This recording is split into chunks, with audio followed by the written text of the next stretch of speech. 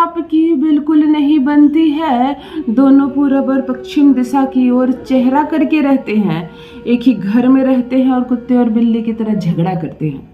जहां तुम दोनों की जोड़ी की तारीफ होती थी मोहल्ले में, लोगों ने आरती उतारा था, तुम्हें अंदर लाया था, कहा था रब ने बना दी जोड़ी, राम सीता की जोड़ी है तुम्हारी, शिव पार्वती की जोड़ी है तुम्हारी।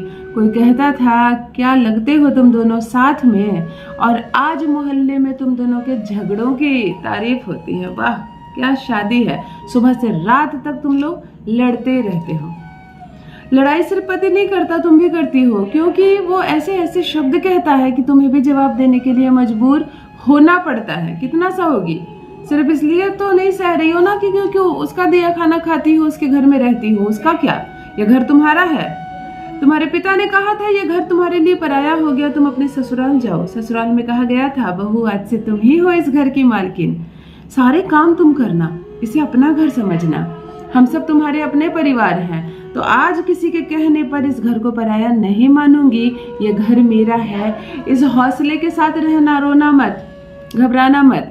अब यदि तुम्हें कोई पराया कह रहा है शादी के 4 वर्ष 6 वर्ष 10 वर्ष के बाद भी, कहता है अपने घर चले जाओ, कहना तुम सब निकलो, मैं यहाँ रहूंगी क्योंकि ये मेरा घर है और इसमें कोई गलत बात नहीं है।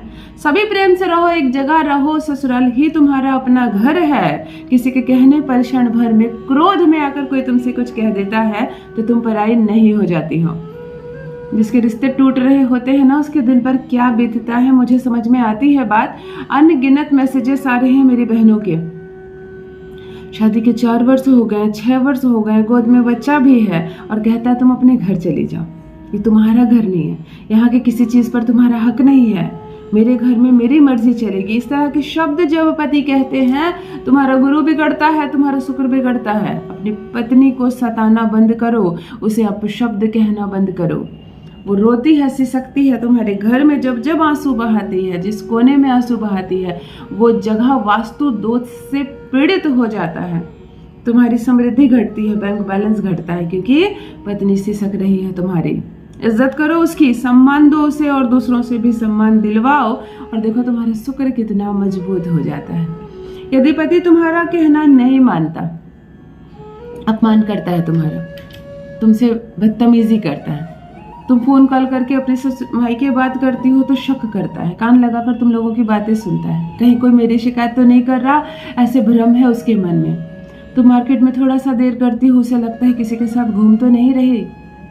तुम्हारा फोन थोड़ा सा एंगेज बताता है तो आकर तुम्हारी कॉल हिस्ट्री जांच करता है, किससे बात कर रही थी, कितनी देर बात कर रही थी, कहीं तुमने कुछ डिलीट तो नहीं कर दिया।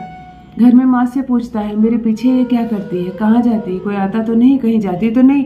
मतलब कुल मिलाकर तुम्हारा पति अब तक तुमसे प्रेम नहीं कर पाया है, तुम्हारे विश्वास को जीत नहीं पाया है, और तुम उसके विश्वास को जीत नहीं पाई हो। तुम लोगों का राहु बहुत एक्टिव है, मंगल बहुत एक्टिव है।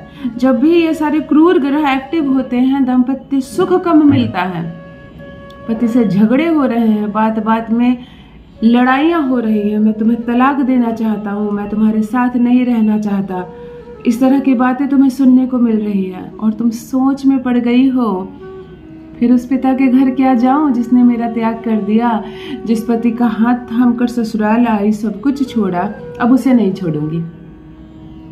महिलाओं में खास बात होती है, कितनी भी बुरी विपत्ति आ जाए, परिस्थितियां खराब हो जाए, वो सहती जाती है। एक समय सब कुछ ठीक हो जाएगा, एक समय सब कुछ ठीक हो जाएगा, ये सोच कर बस सहती जाती है। इसीलिए महिलाएं ही है जो टूटे हुए रिश्ते को जोड़ पाने में सफल हो पाती है। महिलाएं ही है जो एक दिन सब कुछ सच में ठीक कर देती है। इसीलिए तुम्हें शक्ति कहा जाता है, तुम्हें सृष्टि, तुम्हें जननी कहा जाता है। डरना मत, रिश्ते खराब है तो रिश्ते सुधरेंगे।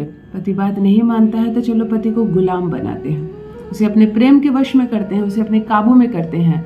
उठेगा तुमसे पूछकर, बैठेगा तुमसे पूछकर, हर काम तुमसे पूछकर करेगा, कोई परेशानी नहीं होगी तुम्हें। मैं कहती हूँ उसके जूते में चुपके से छुपा देना एक चीज, बस इतना ही करना है मेरी बहनों। उसके जूते में एक चीज चुपके से छुपा देना, वो तुम्हारे बस में हो जाएगा, वो तुम्हारी काबू में हो जाएगा। फिर देखो चमत्कार। जान लीजिए प्रथम मैं कौन हूँ। नमस्कार दोस्तों, मैं हूँ खुशबू सिंह। बहुत स्वागत, बहुत अभिनंदन करती हूँ आप सबका अपने YouTube चैनल ज्योतिष ज्ञान में। कैसे हैं आप और घर में सब कैसे हैं? मेरे कमेंट सेक्शन में जय माता दी हर हर महादेव अवश्य लिखें। अपनी खैरियत मुझे ज़रूर बताएं। पढ़ती हूँ हाथ की रेखाएं, पढ़ती हूँ जन्म कुंडली, और आप कुछ ना बताएं तो आपका चेहरा भी पढ़ लेती हूँ। करम है, कृपा है ऊपर वाले की, प्रेम है आप सबका। जुड़िए ज्योतिष ज्ञान चैनल से। जो भी नए भाई बहन चैनल पर पहली बार आए हो, मेरी वीडियो को पहली बार देख रहे हो, मुझसे प्रथम बार मिल रहे हो, चैनल को सब्सक्राइब करें। इस परिवार का हिस्सा बनिए। दिल नहीं टूटने दूंगी, एक भी घर नहीं टूटने दूंगी।